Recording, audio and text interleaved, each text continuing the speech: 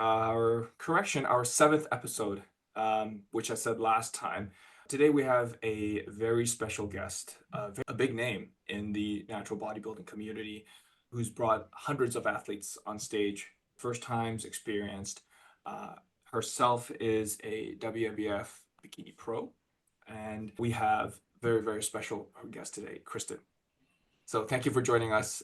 It's such an honor to have you here. So for all those listeners, which I don't think there's many who don't know who you are, could you just give us a brief introduction about yourself? Absolutely. Well, firstly, I just wanted to thank you both for having me on.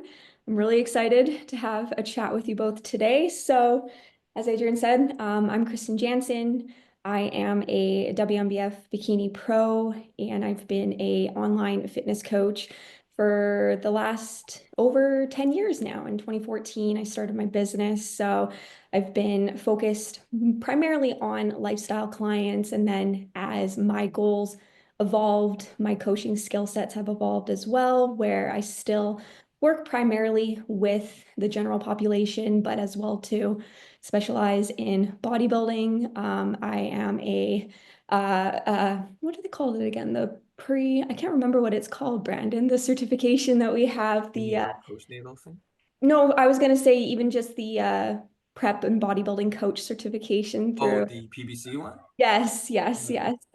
Got that a couple years ago, and as well too, specialized in a strength and conditioning. So, yeah, been doing quite a bit for a while, but yeah. Wow, excellent. So that's a very big resume you have there. So with all, everything that's going on, we have next season, Brandon and myself, we're going through prep. Um, So, we're not going to talk about that today. Okay, we want to talk about you. You do have, quite some, interesting news, and through social media, you have launched a new page. What does that tell us? Absolutely. So, what Adrian's referring to is the fact that I am pregnant. I am officially 16 weeks and change, but I have been a pre and postnatal certified coach for 3 years now. I've been working with prenatal and postpartum moms for over 5 years, and they probably actually are my favorite clientele to work with. But I've always had the dream since I got my certification to create a app, a subscription to help those individuals going through that journey, just because your training does change quite a bit. But I didn't always feel completely right about it until I went through it myself. Even with having the certification and now going through it with myself, you can definitely see some of the things that you don't see in a certification whatsoever. So having that experience has been very helpful and beneficial. And yeah, so I've created a page. It's called the Strong Mamas app, where I'm going to be documenting not only my journey throughout this, but as well to providing evidence-based advice, because there is, as we know in the fitness industry, so much conflicting information out there, and there's still such a negative stigma when it comes to women and lifting weights while pregnant. So my goal with that page is, of course, to try to help mitigate and eliminate some of that noise. Yeah, I That's totally awesome. agree. Yeah, I totally agree. I agree. I was going to actually compare it to competing as well because Ah, I feel like a lot of people when they like might be trying to prep people, but they've never actually went through a contest prep themselves. And it's kind of the same thing with pregnancy, right? Where like if you haven't actually went through it yourself, it's hard to actually see those things that aren't really taught and actually resonate really well with your clients. So I love how you kind of waited till now to you're experiencing those symptoms and now you can really resonate with them. Yeah. yeah, absolutely. Very, very similar to the bodybuilding space when it comes to that. Yeah, that's awesome. What would you say some of like the symptoms that you had that you've kind of started to feel that you weren't really taught about, or maybe like you didn't really, yeah, get any information about before? Yeah, for sure. I think the biggest change that I have noticed is just the differences in my breathing technique and my core training. So even when I would compete in powerlifting and even just lifting heavy and trying to prioritize the Valsalva maneuver, for example, I thought I was breathing correctly. But even now, understanding it a little bit more in depth, I'm like, oh, okay, I really wasn't breathing as efficiently as I was prior to that. And just even having those breathing techniques during and postpartum is so extremely important. We can kind of get into that a little bit later, but that and then the core training. So a lot of women are told to either stop training core altogether or modify things. And even with trying to understand, okay, why do we have to modify things, and not really fully having that understanding of it has made a huge difference with just going through it firsthand.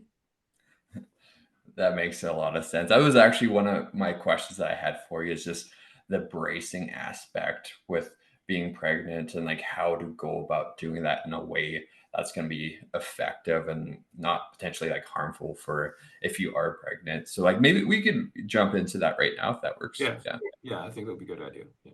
Absolutely. Well, I'll start off by saying this. The biggest thing with pregnancy is you always have to do what you feel comfortable with.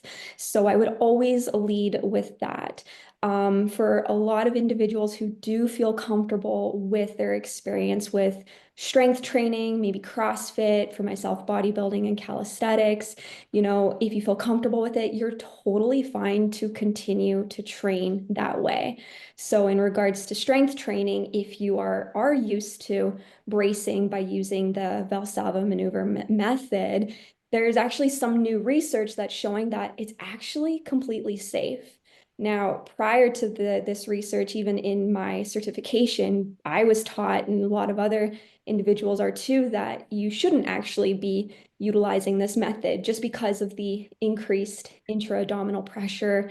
It can increase your heart rate, and you don't want to do that. But there's new research, like I said, where it's actually totally safe if you feel comfortable with it. For those who don't know, the Valsalva maneuvers, when you're just holding your breath under a heavy load, that's just for a couple of seconds. It's not like you're holding your breath for extended periods of time. So even with the study that I'm referring to here, and I can send it over to you guys if you want to include it in the show notes, there was conclusions that a lot of the participants, and I think it was over 700 participants, so not too bad. It showcased that their postpartum symptoms actually were mitigated. So they had less postpartum symptoms and reproductive symptoms that a lot of women experience when they stick to the style of training that they were used to all the way up until labor. And that's in comparison to individuals who completely stopped training altogether. But again, like I said, it does come down to what you feel comfortable with.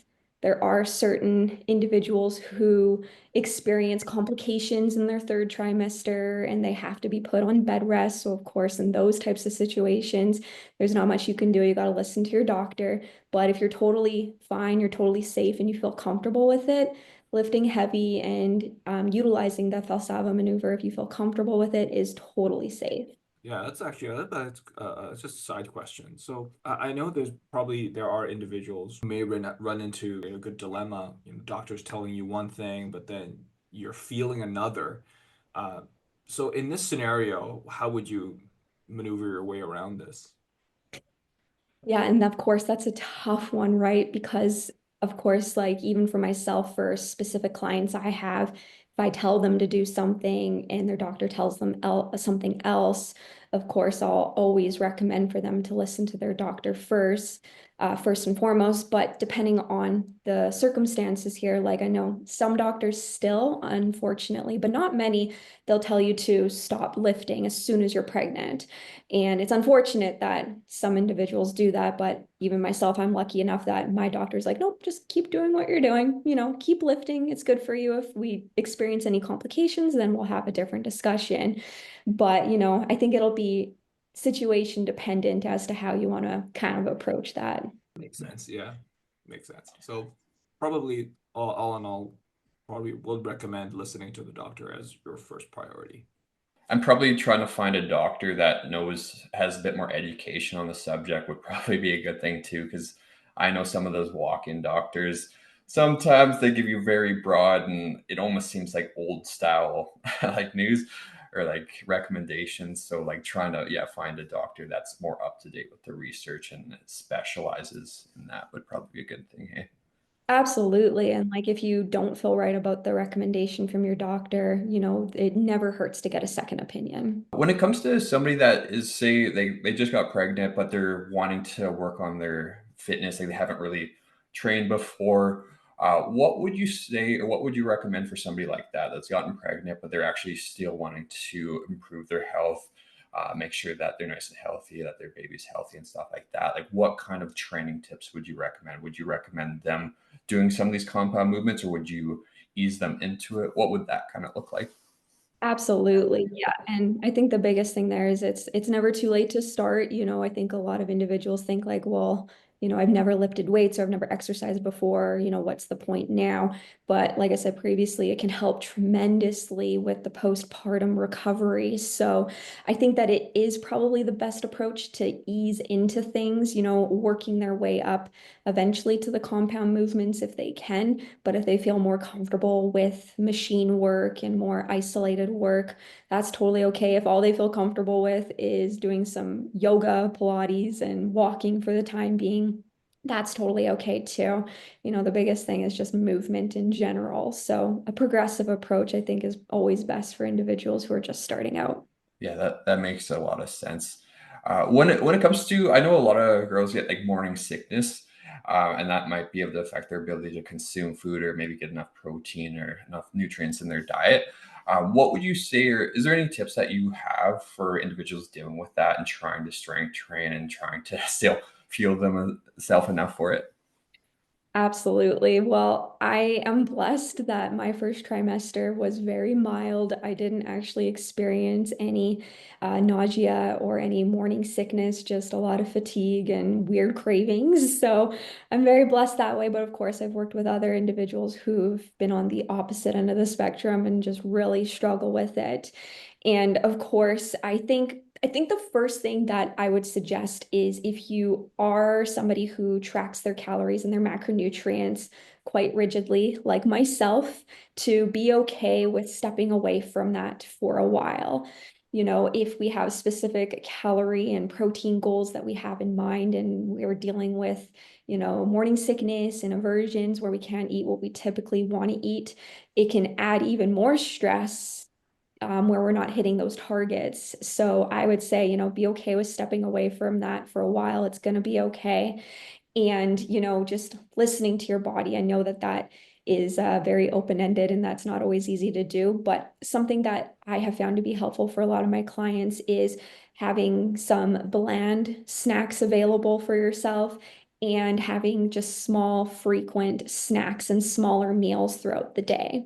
Even if you don't feel like eating, even just having a piece of toast, if it doesn't upset you, have that piece of toast. Just having more food in your stomach, it actually can help with reducing that nausea, even if you don't always feel like eating. So that even just having that understanding, I think, can help with creating that incentive to still try to eat a bit. What would your suggestion on how to manage cravings, or would you ask them to manage them at all instead of just maybe just eat whatever your body feels like? Like, what would that turn into?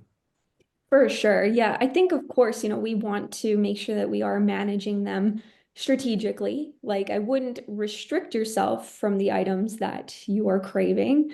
But, when I say strategically, but what I mean by that is like maybe prior to indulging in the item that you're wanting, having some sort of protein source prior to that and or drinking some water prior to that. So that way we can kind of reduce that risk of really going overboard, because even just having more protein, as we know, in our system and more water in our system, that hunger tends to go down a little bit. So if we want like an entire pint of ice cream, maybe we'll only have half the pint if we have some protein in our stomach. So I say like go for it. Like don't be afraid to indulge in those things, but we want to manage it where we're not overindulging. Yeah. When it comes to the calorie intake too, like when you're pregnant, I remember taking some nutrition classes that are very broad on pregnancy back in like university, and I think there's a certain level of calorie intake, or like you need a certain amount more than usual. Do you know like or have like a rough estimate of how much more you need, and is it like trimester dependent? For sure. Yeah, it is going to be trimester dependent. So during the first trimester, you actually don't need any additional calories. Having said that, though, most women are under eating. So if you're eating 1,500 calories, you're in a deficit prior to getting pregnant, I would bring that up to your estimated maintenance calories. But if you're already eating at your maintenance calories, you don't need to go above and beyond that during the first trimester. When you get into the second trimester, and we don't want to get too hung up on the numbers here, just because like your hunger does fluctuate quite significantly. One day you may be completely famished, and the other day you're not hungry at all. And that's where, just tracking loosely or not tracking at all, depending on what you feel comfortable with, is probably a good idea throughout your pregnancy journey. But throughout the second trimester, that's when you want to try to increase your calories by around 300 to 400 calories and keep that steady increase in the third trimester where it's up around maybe an additional 500 calories. So maybe another meal, like another big meal in your calorie allotment during the second and third trimester. Nice, nice. That makes sense. I guess they're probably growing a lot quicker in the second and third trimester. I was gonna just ask, have you experienced with any individuals who's experienced very serious swelling of the joints? Yes, a little bit. And typically that can just be due to dehydration for a lot of individuals. I found that with my experience, that has helped quite a bit, but we tend to see it a lot in our wrists and as well as our ankles. So it can be a little bit frustrating where you might need to scale back your intensity and just really listen to your body and give it additional rest and sleep too. Makes sense. I was gonna ask with the intensity of training too, like should you still be training to like failure like as the trimesters go on, or is there any time where it's probably a good idea to pull back, or what is your thoughts and perspective on that? Absolutely. I think for the majority of people, and even myself included, we tend to want to scale things back during the first trimester. And that's just because the symptoms just feel pretty dramatic and significant. And you're most vulnerable at losing the baby during that time where, just trying to get used to all of these changes, all these new symptoms, and all the changes in your training, and even just the fatigue that you're trying to manage, where reducing that intensity in the first trimester is probably the norm for most people. Then we tend to see an increase in our energy during the second trimester where you're feeling good again, your energy is back, you're eating more food, and you tend to see an increase in that intensity with your training, which is totally fine, totally safe, and depending on your comfortability level, you can absolutely carry that intensity over in the third trimester, where you always want to try to be achieving progressive overload with your training. Like there's some individuals that I follow who were like squatting 225 pounds for 3 reps on Labor Day. Like I don't train like that, but she had a really successful recovery season from it. And it's pretty safe for a lot of individuals. Again, just kind of depending on your situation. If you're cleared to lift like that, you have no complications, it's totally fine to see that increased intensity all the way up until baby arrives. That makes sense. Like I do see on social media a lot of like especially like fitness influencers training when they're pregnant, and like their recoveries they bounce back so much quicker, and it doesn't seem like they've had many problems. So it makes sense that you can still push it. And there like I wonder if there's some sort of benefit too with like Valsalva maneuver, like if it's blood pressure's going up and it's adding a little bit more stress to the baby, but maybe that's a good adaptation for that baby if they're undergoing a little bit of stress. So yeah.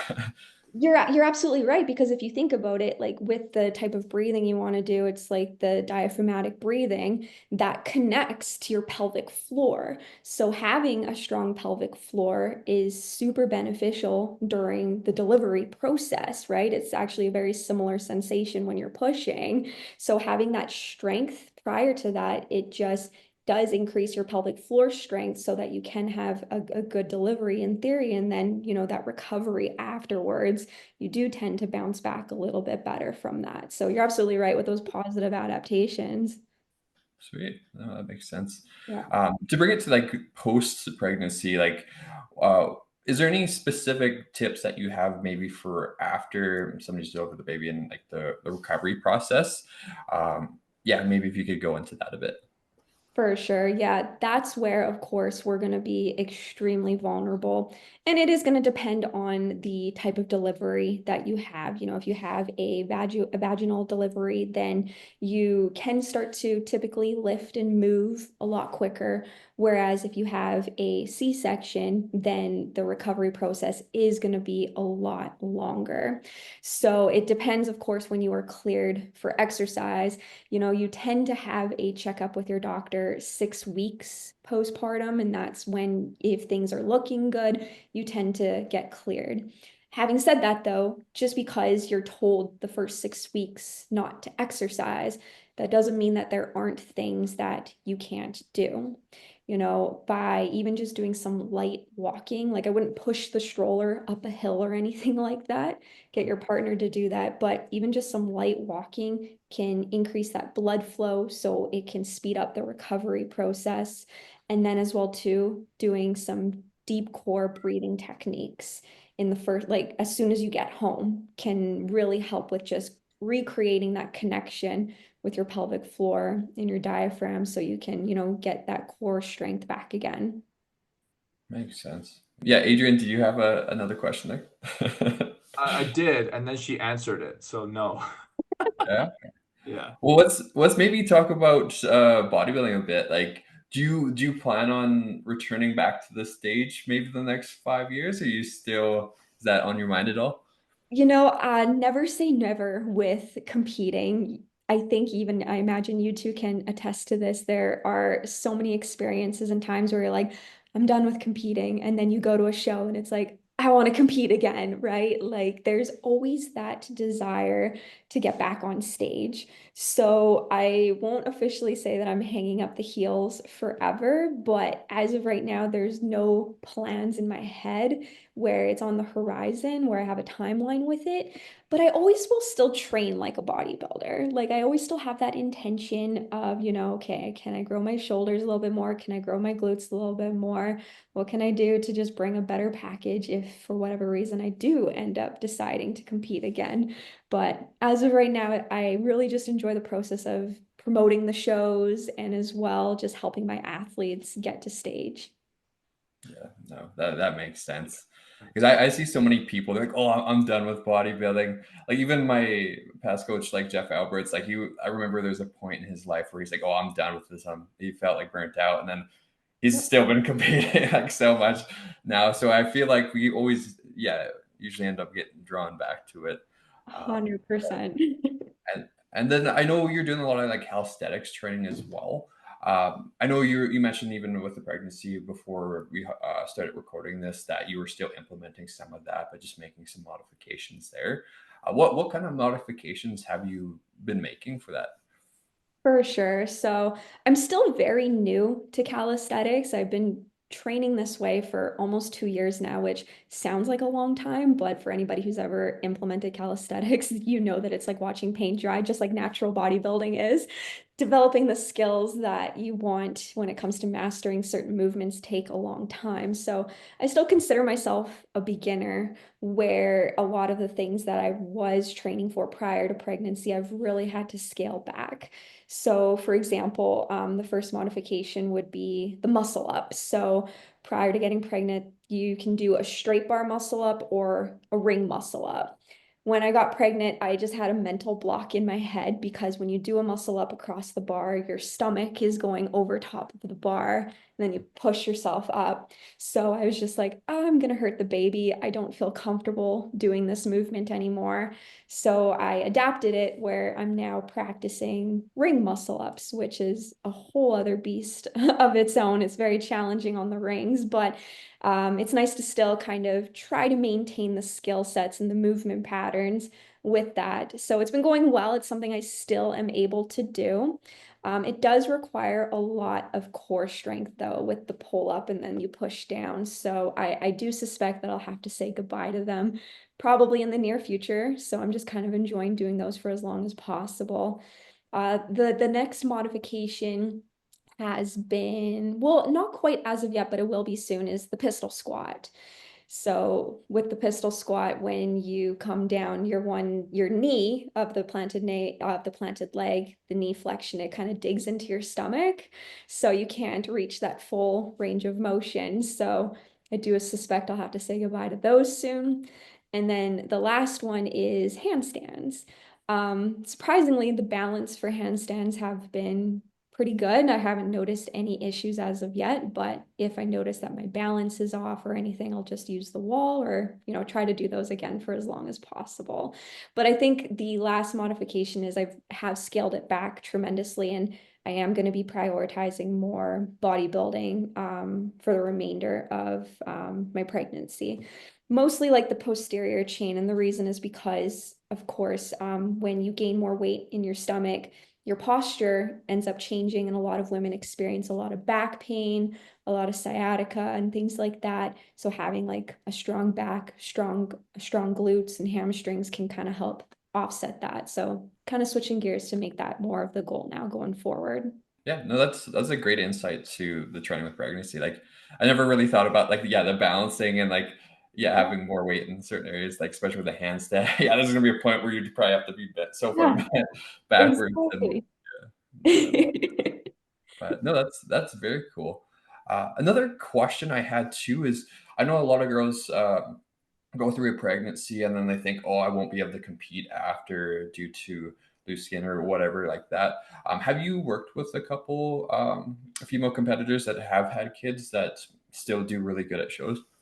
Absolutely. I have three bikini pros who all have had kids. That's awesome. Yeah. Yeah, they've all had kids. They've all gotten their pro cards after having kids. And yeah, I think that kind of speaks for itself, right? Like some individuals, their skin tightens back up over time. Some individuals, they still have that loose skin. But I think if you have like the physique and the overall presentation, the loose skin, like the WNBF really doesn't take that into consideration if your overall presentation is on point. Yeah, no, that's awesome. I figured a couple of your athletes did have some kids too. So, and like I just wanted to say because I see that comment so many times where, oh, like I'm gonna have kids, I'm not gonna be able to compete again because of it. And it's like, no, like I'm pretty sure there's a lot of people on the stage, like especially like the masters and stuff like that have multiple kids and they're still crushing it, right? So Yeah, and see, now you say that, and it's like, oh, okay, now I want to compete again just to prove those comments wrong. yeah, 100%, 100%. Maybe talk a bit about or the WNBF Kelowna show, like that's coming up in I guess May.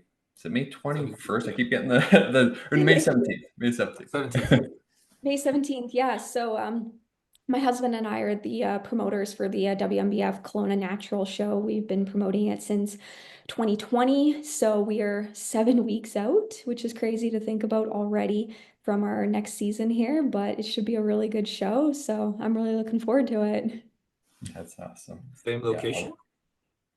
Yes, so yeah, they'll say it's gonna be at the same location, the same host hotel. Everyone always treats us so well with those vendors, so we'll definitely keep things the same. So nice and easy. yeah. That's awesome. Perfect. And Adrian and I will be at that show too. Yes, So yes, Yeah. awesome. yeah. Yeah. So I know we're not the best people to ask about the pregnancy stuff because we'll never be able to experience it. So that's why we need somebody like you who is also experiencing the entire process to share your current thoughts on it and what to expect moving forward. And I think it gives us a really good insight to all future potential competitors or individuals who are also experiencing the same process as you, to not lose any just give up lifting at itself. But I think you make a very good point that I wanted to bring back is for individuals who may potentially have not experienced lifting before and may not want to struggle through the last phase of Labor Day, things and exercises to really strengthen and helping them. I do believe a lot of doctors right now are promoting exercising are going to be good for you and it will help recovery as well as during Labor Day. So some of these exercises I think are really, really useful, and I think you would get really good insights for these individuals as well. Not really a question, it's just a statement. No, I totally agree. Yeah. Okay, is there anything else that you wanted to add, Brandon? No, just yeah, thanks again for coming on, and I learned a lot from this podcast too. So like, it's very cool to see the insights of it, and how yeah, it's a really positive thing to continue to strength train. And I still feel like there's that stigma out there where a lot of people are like, oh no, I'm just gonna stop when I'm pregnant. When it's like you were mentioning, there's so many benefits that come along with continuing to do it. I agree. Me too. I've learned a lot.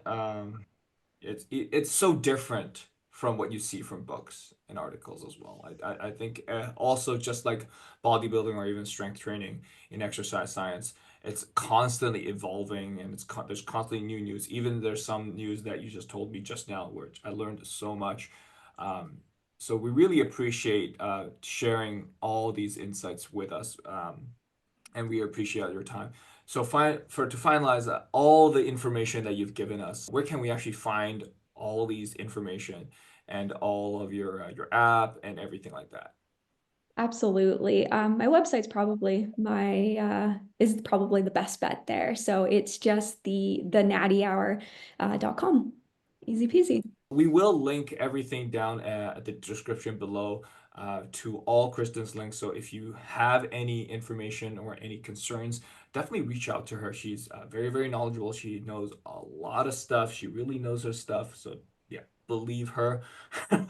And yeah, so if that causes it, then we'll pretty much wrap this up. So thank you guys so much for watching. We'll see you guys next time.